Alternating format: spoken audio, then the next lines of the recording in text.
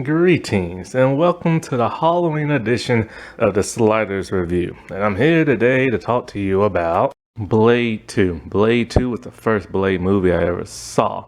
It was amazing and everything. There was more blood than the first movie. There was more action. There was more stylized to it. It had a bit of an anime flair to it because of the director. It was still written by David S. Goyer, but it was directed this time by, and I can't pronounce this dude, Guillermo del Toro. And he's the one who created The Strain. The vampires in The Strain are very much similar to the vampires in Blade 2. Everything is kicked up a notch in this movie. Blade is now hanging out with the Blood Pact because he has to stop a new breed of vampires. Vampires that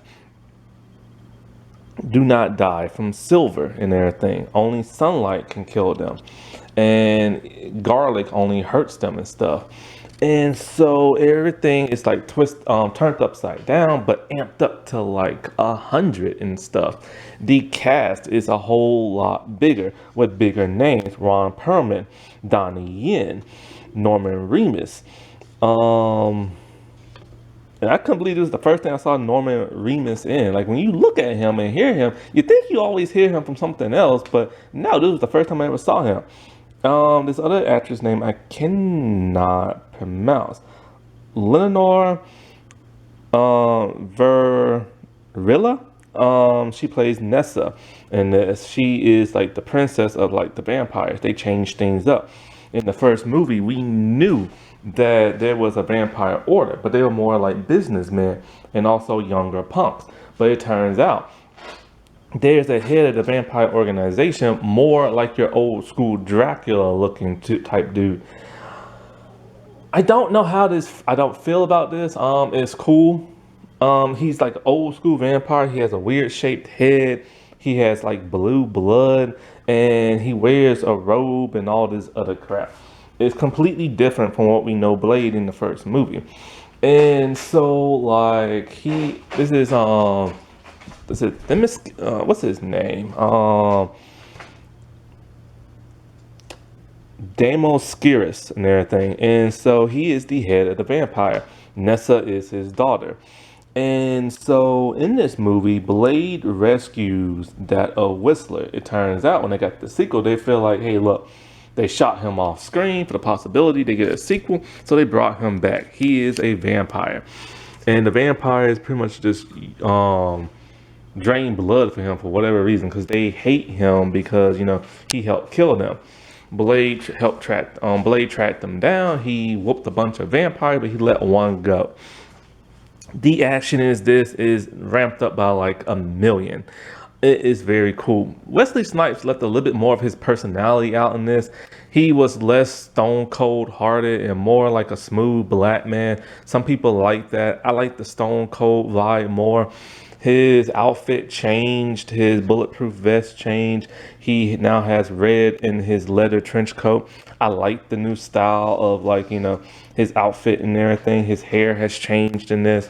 He still used the same sword. He still used the same type of weapons, but he's giving new guns that look more sci-fi anime-ish. The director really wanted an anime approach when he rescues Whistler and everything. Scud, who's his new partner and everything, who builds his stuff, he doesn't want Whistler there. He doesn't like Whistler. And so they get attacked by a bunch of vampires. The vampires look like ninjas, but in an anime type style. Blade fights them. It's a really cool fight sequence.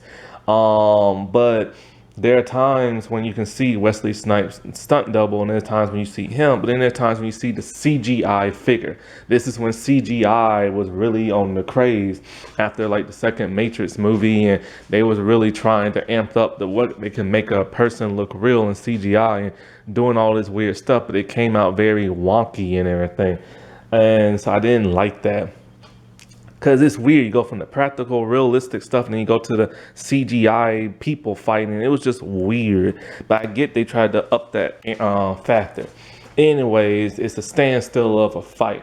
And, you know, the vampires reveal themselves and say they need his help. There's a new breed of vampire out there. Him, Scud, and Whistler decide to go to the vampires organization It's a very cool location and everything, very anime based. It's like a mansion, but not really. It's kind of like a Egyptian dome mansion type place, hybrid of a building made of metal, and it's just like really cool and stone as well. And it's like a fortress and everything. And so, like, Blade agrees to help them because they tell him, once this new breed of vampire is done, because this vampire only kills other vampires. And his name is Nomak. And his carriers are like his drones. And so Nomak is like patient zero. And so, but he only kills vampires. We see him kill vampires early on in the beginning. Blade agrees because they tell him plain and simple, once he's done killing vampires, he's going to go after the humans. Blade loves humans. This type of new vampire is different. They're bald. Their faces are a palish white. They have these weird veins going out throughout their like skin. Their mouths and jaws open up wide. It's a new breed of vampire. They have these long stinger of a tongue, very similar to that of the strain. And this is like his style of vampires the director likes. But they don't understand why silver don't affect these things. So they go to like one of the vampire clubs and everything. And it's like a really cool scene and everything. They're tracking the blood pack and the blood pack and like Blade and them all tracking down the vampires. Whistler doesn't want to be there. He doesn't want to hang with these people. They don't like Whistler. And they're starting to wonder if they can trust Whistler. And so like the vampires start attacking. One of the blood pack members get attacked and bitten. And so they failed in their mission because they're hotheads who just wants to like be like tough and thuggish and not really do what they're supposed to do. Blade fights Nomak. He realizes sunlight affects him. But Blade didn't know that because the vampires didn't tell him that. Now he feels like he can't trust them. And so he kills one of them, but Whistler finds one that got trapped in like a door. And so because it hasn't feed, it's dying. They operate on it. The operating scene is very gruesome, very gross, but very cool at the same time. There's a similar thing that happens in The Strain. And they realize why they can't stake a vampire in the heart with silver. Their heart is encased in stone. And so like it's unable to get a stake there. So they have to go with sunlight.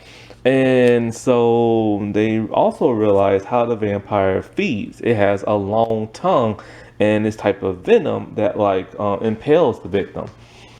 So Nessa, being the doctor and scientist she comes up with like, the type of like pheromones that attracts the vampires. And they go with sunlight. The silver bullets are just there to like slow them down. But garlic also works, but it doesn't kill them. It just hurts them. Blade gets some new weapons, these type of things that he can stab with his wrist, and then he can inject them with like, garlic and the EDA stuff. And so they go hunting down in the sewer. They dress up in this black tactical gear, very anime based. In case the sunlight hits them, they down in the sewers, everybody's hunting. They all get taken out one by the vampires, because they suck. Donnie Yen, this is my first time, or maybe my second time seeing him. Probably first. I'm just gonna say first for now. I also saw him in the Highlander movie. He was really good in that, but in both movies, he plays a small role. Whenever he plays in these American movies, they always give him a small role, which sucks. If you really want to see him and how awesome he is, go check out one of his Chinese movies, especially that of Yip Man. So, the blood pack gets taken out one by one. Donnie Yen, the character, dies kind of like off screen when he's attacked and we see him getting eaten. The couple, the guy named Lightheart, it takes him forever to transform into a vampire. He got bit back in the club early on in the movie. He is the one who attacks Donnie Yen character. He's trying to attack his girlfriend. She opens up the sewer thing, exposing the light, killing them both in a very tragic type scene. Chupa gets like eaten by the vampires because him and Ron Perlman's characters attack Whistler. Cause they just sick and tired of him. But Whistler's smart. He uses the pheromones. The vampires come in. They eat Chupa and everything. Ron Perlman's character is being a little butthead and doesn't tell Blade that the UV like bomb pack that they created, the lever is stuck. Blade is trying to save Nessa. It's a cool fight scene down in the sewers. Blade is doing like his cool awesomeness type stuff. He is in the water with tons of vampires. He like, I think, what is it? He sets off like a light bomb and everything. It fries a bunch of them. Those that didn't get fried from it, he's slicing them and like dicing them with his sword. There, everybody's just like shooting vampires left and right. It's a very cool scene. And so basically Blade and Whistler gets like betrayed by the vampires. Nessa has no idea what's going on because she was left in the dark. The father was the one who created the new strain of vampire. Nomak is his son, Nessa's brother. She had no idea. They want to create daywalkers like Blade. So he experimented on vampire, creating these genetic makeup of vampires and stuff. Soon, they will be able to like create the most perfect vampire ever that can withstand sunlight, garlic, silver, all this other stuff. And of course, who blood do they need? Blade. So they drain him dry and everything like that. Whistler somehow ends up escaping because, you know, he's Whistler and everything. Nomak is on the hunt. He wants to kill his father and everything. And so as all this is going on, Whistler like rescues Blade. They find out Scud betrayed them and everything. He blows Scud up. And then Blade has to rejuvenate, but he doesn't have his serum. So of course, once again, he has to drink blood. And he throws him in Demoscurus like bloodbath. It's a really huge like bath of blood. He falls in there, he drinks all the blood, he rises up in a very cool way, and he whoops on all the guards in hand-to-hand combat. Then comes in Ron Perlman's character, tries to attack Blade with his own sword. Blade stops it by grabbing onto the blade of the sword, flips it up, and slices this dude in half. After that, they destroy the lab experiments. And of course, Nomak ends up killing his father. The father was scared, trying to run from him and everything. He bites him. It's weird. Like he bites him and his blue blood and his face and body turns hollow. At this point, Nessa just like giving up, tells her brother to end it already. He bites her. Blade comes in. Pisca Blade is romantically in love with like Nessa. There's a deleted scene that goes on forever and ever and ever for over 12 minutes of him and his robe and Nessa just like rubbing on him. It's weird. I'm glad they left that out. So of course Blade ain't gonna let Nomak just get away with this, and they fight to the death, and it's a evenly matched fight. But Blade is getting his butt whooped and everything. Blade is finally able to stab and pierce through the bone of heart, and with his sword that's been chopped in half now, he just uses the blade part and he just like, you know, stabs it in the side of him, cracking through the bone and everything and going into his heart, but he was unable to get fully in there. Nomak has realized, you know, this all should end, and he pierces the rest of the blade into his own chest, killing him in a glorious fiery blaze and everything. The action scene between Blade and Nomak was amazing. I remember this dude who was in my dorm, he was amazed by the wrestling moves that they used and stuff. And I remember he like borrowed like my DVD and stuff like that. Like it was a cool like action scene. And the CGI was so much better with the flipping and stuff. Like they really went there in terms of action. So of course, after all this, Blade is now, I think, in Russia or something like that, and that vampire he let go in the early beginning of the movie is at like a brothel. He shows up there, is all like, "Oh, do you think I forgot about you?" and just kills that dude straight on. It was a great ending. It was a great movie. There was lots of great action, and then they came out with that third atrocity called Blade Trinity. I never really plan on talking about this movie. Maybe I will in the future, but it's terrible. The acting's bad. The action is terrible. The cinematography is terrible. The plot is stupid. Blade has like two sidekicks and a group of like humans who help him fight like, vampires. This is what pissed Wesley Snipes off. Him and David S. Goyer had like huge fights to where Wesley Snipes tried to attack him on set. Wesley Snipes will only be referred to as Blade, never came out his trailer. Most of his scenes had to be filmed with the stunt double, and they had to CGI in Wesley Snipes' face. It was just atrocious. Triple H was in this movie. He cannot act. Parker Posey, who deserves so much better, was in this movie, but her acting was terrible in this. Jessica Biel was in this movie. She was okay, but boring in this movie. I like her bow and arrow. She turned out to be Whistler's long lost daughter out of like wedlock or some crap like that they just introduced out of nowhere when we thought she was supposed to be dead. They kill Whistler in this movie in the very beginning of the movie. Blade is being hunted by humans and everything. And then there's Ryan Reynolds, who plays Hannibal King in this. And I hated Ryan Reynolds so much in this movie.